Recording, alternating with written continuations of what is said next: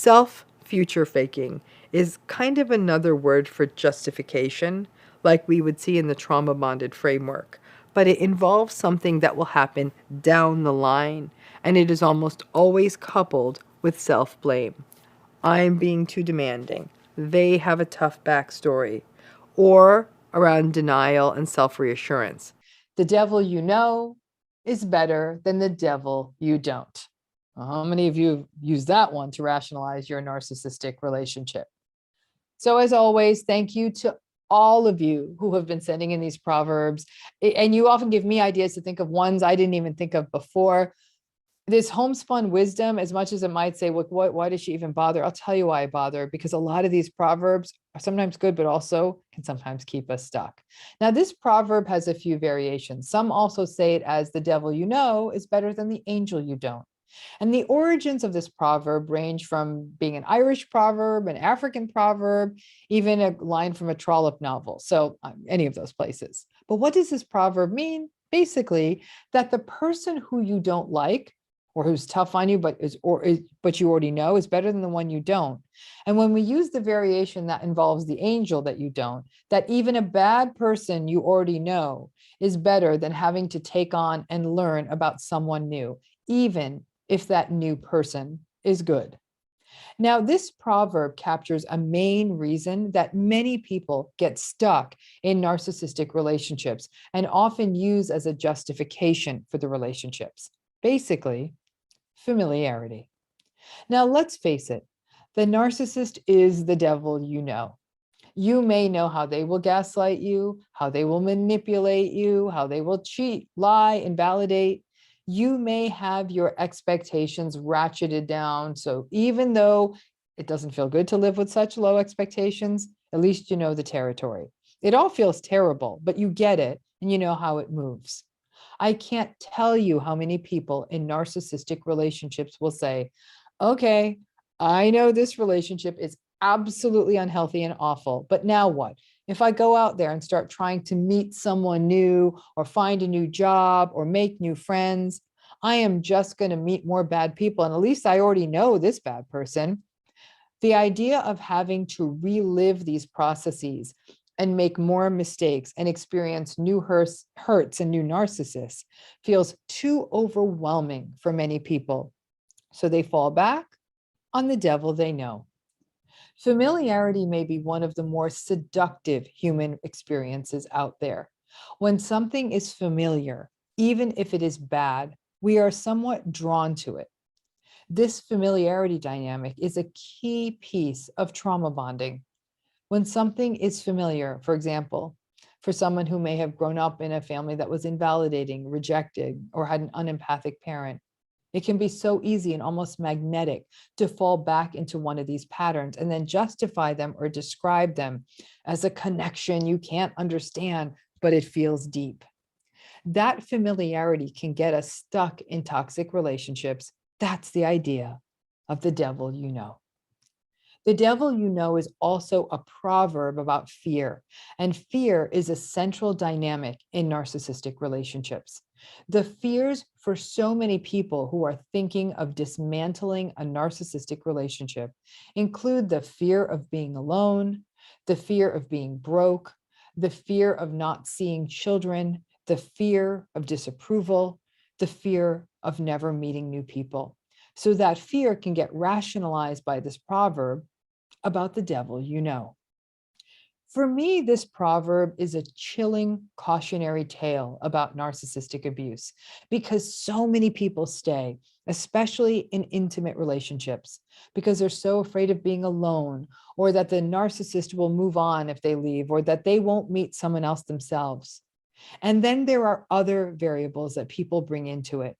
I've talked to numerous people, especially women, who have stayed in long-term narcissistic marriages and will then feel that if they leave the marriage, they may struggle to find a new partner and rationalize staying in something that is terrible for their health as the devil you know.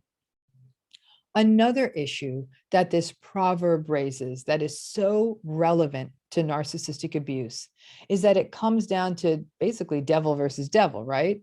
The devil you know that's your existing narcissist, is better than the devil you don't. And by and large, people often conceptualize that as another person, for example, or a new person who may be worse. But for some people, the devil you don't know may be being single or alone or cutting off from family or leaving a long-term job. The devil you know is a different and unfamiliar future. Perhaps the work then is to start recognizing that the devil or the angel that you don't know may be unfamiliar, and the confusion and loss of confidence and loss of self-esteem that often come out of narcissistic relationships means that many people may feel that they can't make it on their own or be on their own or do on their own. But let me promise you this, any day without a narcissist, even if it is a day alone, is much better than a day with them. We are sold so many narratives about how being in a relationship is better, that being with family is great, that old friends are worth keeping. Sometimes, sure, and sometimes maybe not. A key focus of healing that I hold for people who have experienced narcissistic abuse is to get good with your solitude and recognize that not being invalidated or manipulated or gaslighted, there is nothing that feels better than that. So while the Irish or African or whatever origin of this proverb remains unclear, whoever wrote this or thought this unwittingly was writing about trauma bonds and fear. The idea that I have to stay with the devil I know to avoid the devil I don't. At a minimum, you know this. After being in a narcissistic relationship and surviving it, you know that you have the ability to survive it again.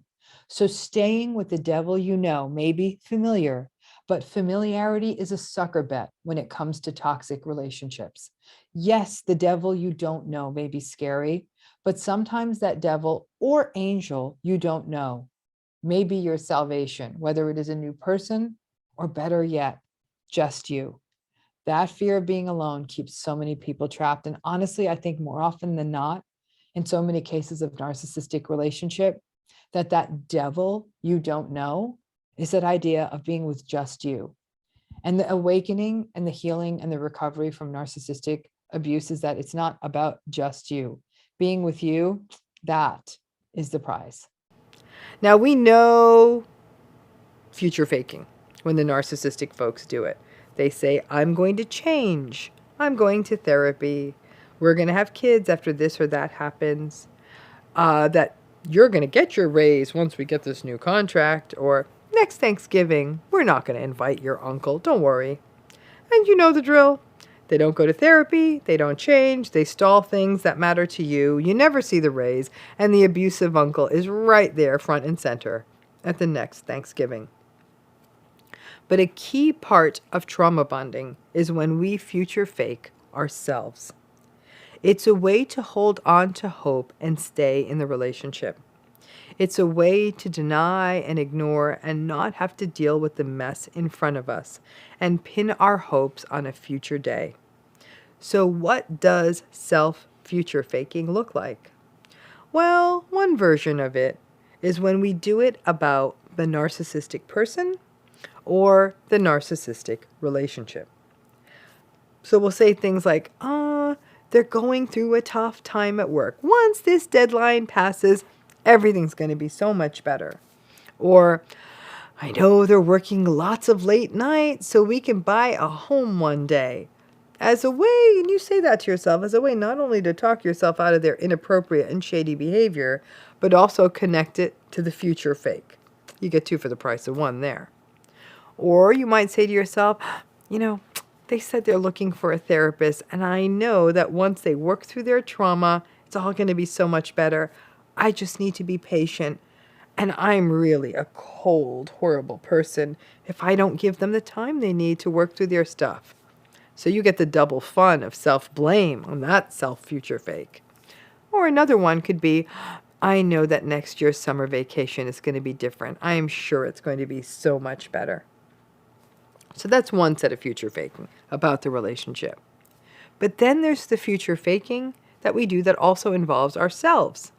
So we may say things to ourselves like, once I get myself some therapy, this relationship's going to be so much better because I'm too anxious and I need to work on that. So you get self-blame plus future faking.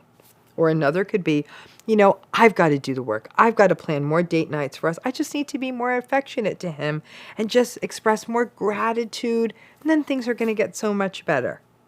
Now, in this case, you are putting the future hopes for the relationship on the changes you will make in yourself. Now, I am confident you can make those changes. I really am. The problem is that those changes are not going to result in the change you hope to see in the relationship. Change in you is not going to change the narcissistic relationship. But you link your changes, which are also going to take a minute, as changes do, to what you think will happen because of the self-blame as well. And that results in that type of self-future faking that focuses on the change that you believe can change the relationship down the line. It just doesn't work that way in a narcissistic relationship. Self-future faking is kind of another word for justification, like we would see in the trauma-bonded framework. But it involves something that will happen down the line, and it is almost always coupled with self-blame. I'm being too demanding. They have a tough backstory. Or around denial and self-reassurance. This just has to get better. It's going to get better. It has to get better. Cognitive dissonance would be raised if you decided to stay in something that is never going to get better, right? Oh, I'm going to stay in a relationship where I want children but my partner doesn't. Or Thanksgiving with my family always means my abusive uncle is there. Those statements are uncomfortable. So in order to make these relationships work, you level up the dissonance by making it about the future. Next year is going to be different. But by now, you know it won't be. To make the pieces fit in a narcissistic relationship, you make a bet about the future. And since you cannot predict the future, and hope can really muddy the waters of really thinking accurately in terms of probability, well, then what you have is that you keep making these promises to yourself. Once they get the promotion, once the kids move out, once we move to a bigger house, once your sister moves out, once they go to therapy, once they end their affair, once the summer is over, then. The challenge here is that not only are you living in the future instead of now, you still are living in a future that's never going to happen. Yeah, I don't disagree. Some things may change if a person gets a promotion or you have a child or whatever the shift may be. Circumstantial things will change. Maybe there'll be more money. Maybe there'll be less money, but also potentially more stress. For example, the arrival of a new baby, miraculous as it may be, is stressful as hell unless you are a rich person who isn't having to deal with the messiness and the sleepless nights. And it is an unfathomable level of stress if you are not well resourced and you're doing this with a narcissistic co-parent. So yes, elements of life can change. Certain things can happen. But what will not change are the patterns inherent in a narcissistic relationship. Gaslighting, manipulation, blame shifting, rage, or difficulties with frustration, lack of empathy, entitlement, arrogance, all of that is not going to change. As always, if you remain in one of these relationships, you have to remain with the recognition, not easy, but that right there is radical acceptance, or you get out. Not easy, but that right there, that's the fear of the unknown. But please try not to future fake yourself, because when you do that, you end up blaming yourself more. Oh, I'm so stupid because I believe they would change. You are human. You love someone. You want to believe in them, in all of it. But if you want to assess a relationship, look at it now, today. Because that's that. Not on what you think it could look like one day. Because there's no evidence of that happening. If the fundamentals suck today, then that needs to be the basis of the decision. And odds are the fundamentals will suck down the line as well. Yeah, you just may be living in a different house or have more or less money or have kids or not. But the fundamentals of a narcissistic relationship will remain the same over time. You can count on the narcissistic folks future faking you. Don't make it more difficult by doing it to yourself. So let's talk about the fear of being alone. Fear is one of those things that explains a lot about narcissistic relationships. The fear of being alone, interestingly, is a key part of what a survivor of narcissistic abuse goes through. Being in a relationship with a narcissist is such a mind-twisting experience that you stop trusting yourself. In addition, relationships with narcissists can be so controlling that you can slowly lose confidence in your own abilities. Control in relationships with narcissists is something that is an often observed theme. The narcissists themselves are sort of obsessed with control. And their control means that over time, obviously, they have to run the show, and you may get robbed of the opportunity to make decisions in your own life. And there's a whole video in this series on indecision. So at one level, the fear of being alone may reflect some of the sort of dependency that the narcissistic relationship can bring up, and a false sense of inadequacy that without this relationship, you wouldn't be able to take care of yourself. So despite knowing that you are being treated horribly and recognizing the need for a change and wishing that all of this was different, the fear created by years of invalidation, gaslighting, dismissiveness, and just generally being diminished can leave you believing that you cannot function without the narcissist. And that's a rhetoric that the narcissist often shares, that you wouldn't be able to make it without them, and they'll push that in your face. People experiencing narcissistic abuse, although there may be a sense of relief when it's done, of not having to endure their narcissistic abuse anymore, there's also often the fear that after the relationship, you will be alone forever, that you will not be able to find another partner or another companion. And this fear can get magnified in people who believe that as they get older, that they will be less attractive as a partner, less desirable, etc. And that fear can leave some people just staying in their narcissistic relationship, or if they end up leaving or their narcissistic partner should leave them, they may feel a sense of panic, anxiety, and euphoric recall. I should have never left that relationship. It really wasn't that bad. That kind of thing. If you are from a narcissistic family, the fear of being alone may be pronounced in scapegoats who always felt they were teetering on the edge of being cast out, but also a byproduct of the conditional love that is the narcissistic family. When it is conditional, it stands to reason that if you don't play by the narcissistic family rule book or playbook, they might let you go. They may not literally put you out on the street, but they may withdraw, withhold, and definitely psychologically abandon you. There can be a precarious sense that always floats around when you are in a narcissistic family system. A sense that your narcissistic parents could cast you out at any time. And because you never know exactly what they want or how to be enough, it can be a pattern of narcissistic abuse that trails you into adulthood.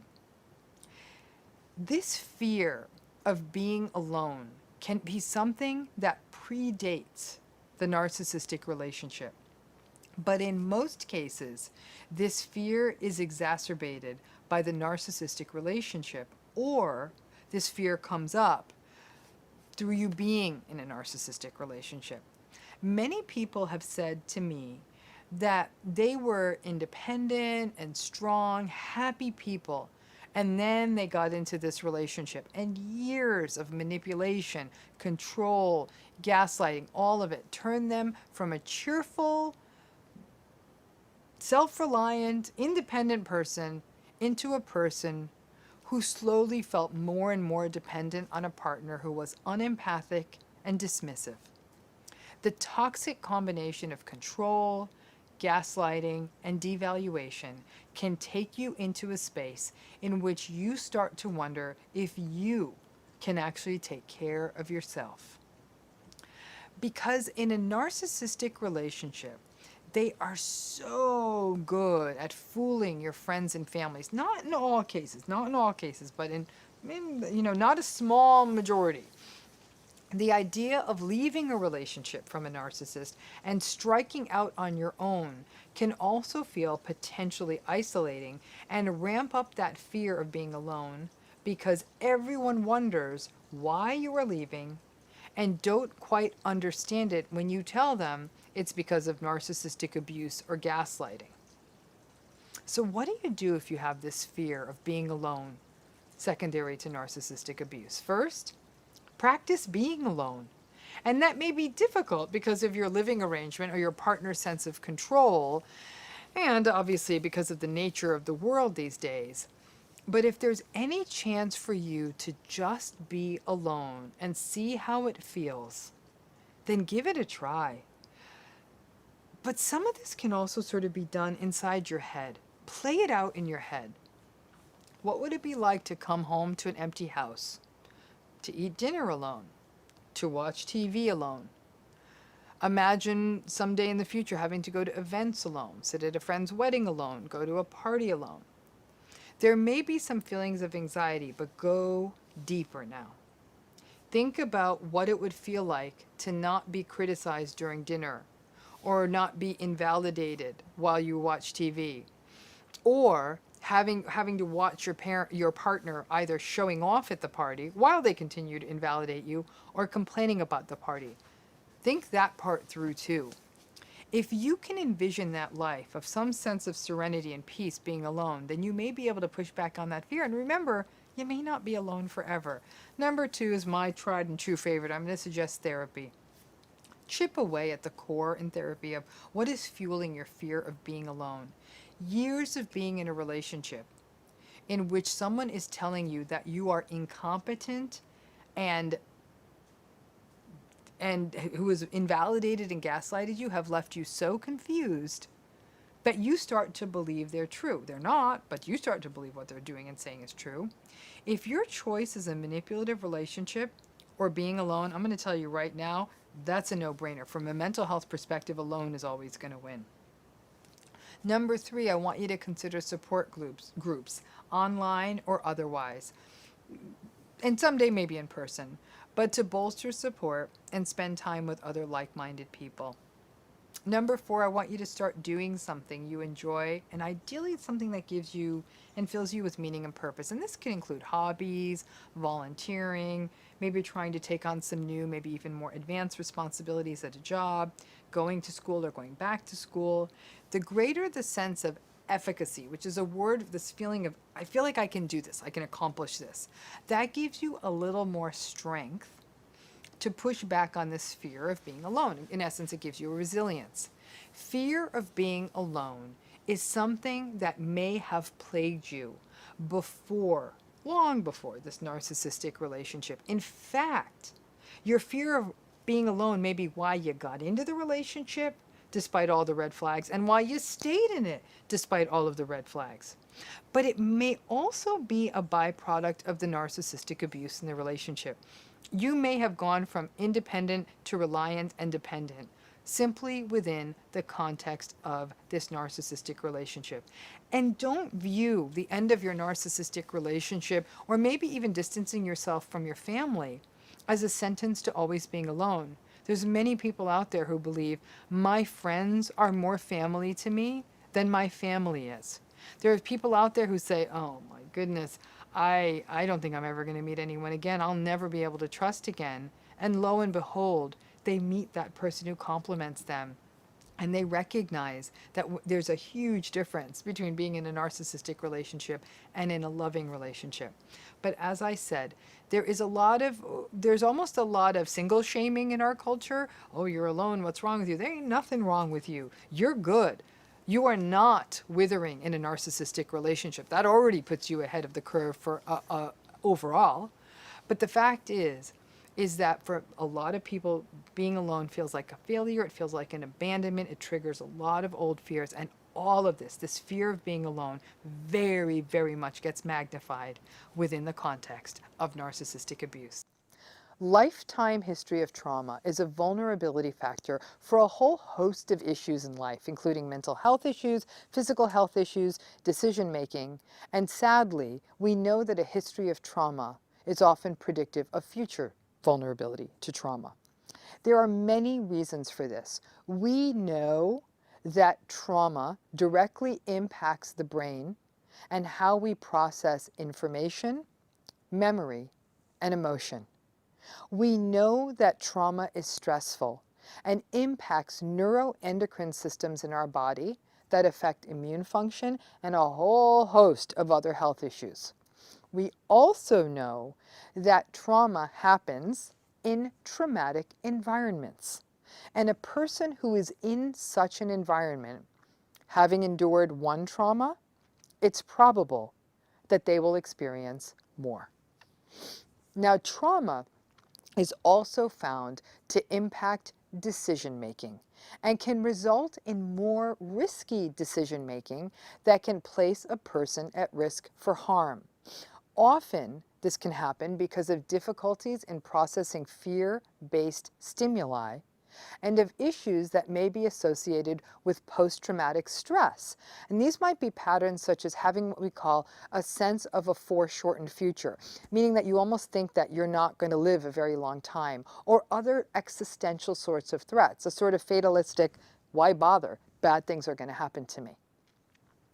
A subset of people who experience trauma may go on to develop symptoms that comprise post-traumatic stress disorder, which includes patterns such as avoidance, vigilance, or constantly monitoring your environment for threats, arousal, or feeling sort of anxiously on edge all the time, re-experiencing and often thinking about, nightmaring about, or flashing back to the traumatic memory, and above all else, lots of anxiety and also things like social withdrawal. So in a word, trauma, not good. And trauma can do a real number on a person's psyche. Trauma rarely occurs in a vacuum, especially childhood trauma. Now, while in some cases there may just be one traumatic event, and other than that, other things in that child's life are safe, in general, trauma for children occurs in trauma settings that can be characterized by family violence, community violence, neglect, or societal or cultural violence. And this can include wartime, civil unrest, discrimination, prejudice, and racism. So what does this have to do with being a narcissist magnet? Trauma, we know it results in devaluing yourself, especially when it occurs in childhood. Sadly and tragically, so many people blame themselves for their own trauma, especially their childhood trauma. And this is work that must be addressed in trauma-focused therapy. But if a person doesn't get that help, and even in some cases when they do, it's not uncommon for a person to continue to blame themselves for bad things that happen in their lives, whether as children and even as adults.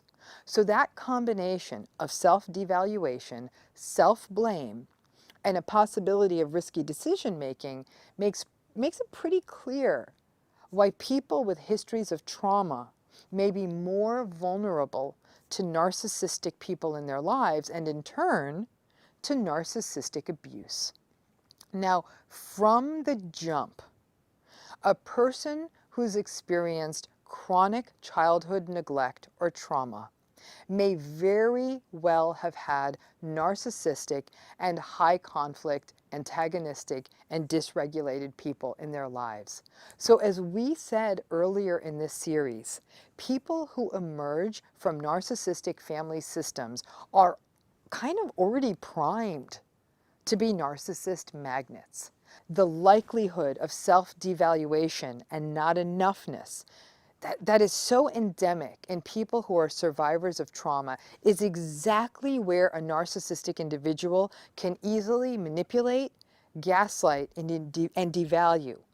Narcissistic abuse in many ways parallels the invalidation of trauma, and it becomes a sticky dance, particularly for a trauma survivor who doesn't know about narcissism.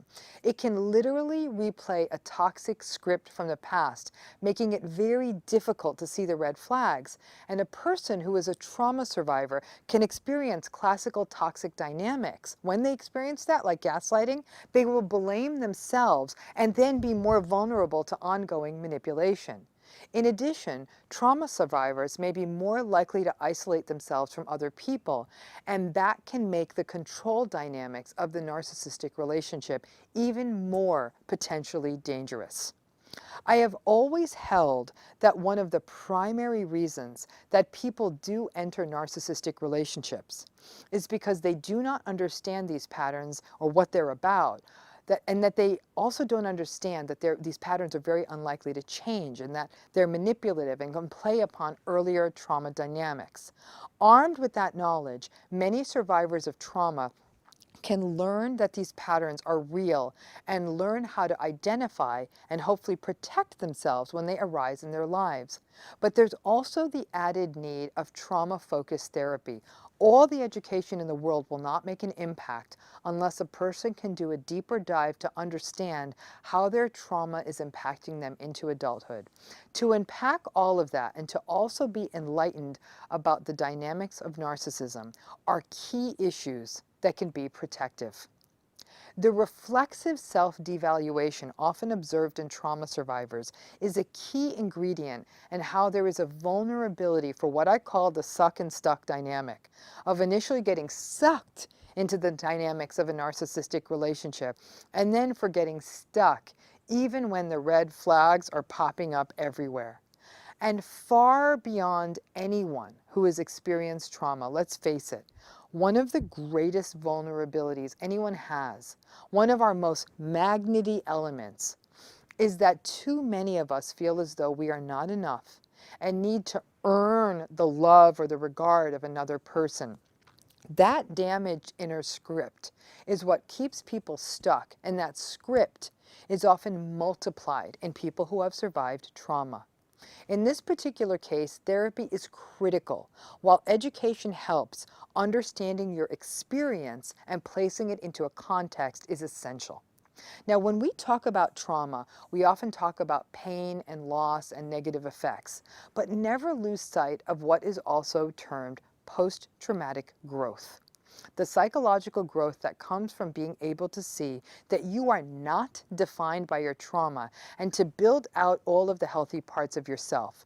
I do not believe trauma is destiny, and that while trauma may place a person at risk, it is a cycle that can be ended. When we talk about trauma, another question that does sometimes come up is what qualifies as trauma? And usually when we talk about trauma, we talk about an event or an incident that is beyond that of a normal, sort of a normal human experience, and that places the person at harm or places someone who's close to that person at harm. So for example, a child watching a parent get beaten up would be a trauma. The child may not be getting beaten up, but they're watching someone they love get harmed. But trauma would qualify as anything from physical abuse, sexual abuse, ongoing psychological abuse, neglect, witnessing violence. All of these things qualify. And so in that way, many times people think trauma has a much more narrow definition, but it takes in more territory than you think. And I have to say, in my years of doing therapy, many people come in and as they sort of unveil and slowly lift the layers of their history, they may not even recognize that their early history was riddled with trauma.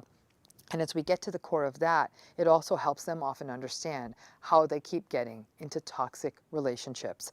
Obviously, this is a magnetic pattern, as you will, that has much more of a relationship to other mental health issues. But nonetheless, it's one where I think it's why it's critical that anyone who does have any history of trauma absolutely needs to do the deep dive in trauma-oriented therapy. But it also highlights why therapy is such a useful tool for so many people. Everyone goes and gets physical exams every year, or many people do. Getting some kind of therapy checkup isn't a bad idea either, because it may open your eyes to dynamics in your life that may continue to put you at risk. Thanks again for tuning in. Please hit that subscribe button so you can join this channel, and also hit that bell to get notifications. Thanks again for tuning in.